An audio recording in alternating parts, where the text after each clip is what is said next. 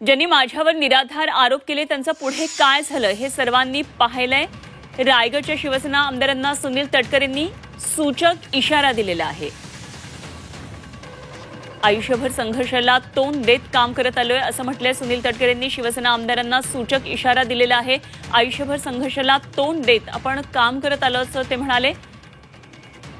तर ज्यांनी माझ्यावर निराधार आरोप केले त्यांचं पुढे काय झालं हे माहिती आहे। तर आयुष्यभर संघर्षाला तोंड देत काम करत आलो, राजकारणात मला हे नवीन आहे अशातला काही भाग नाही असंही तटकरे म्हणाले।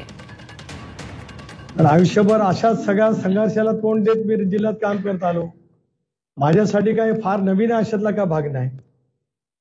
फक्त माझ्यावरती ज्या वेळेला निराधार पद्धतीचे आरोप काही राजकीय हेतू पदरामध्ये पडण्यासाठी केले गेले गेल्या 20 वर्षात, त्यांचं नंतर राजकारणामध्ये काय झालं ते सर्वांनी पाहिलेलं आहे।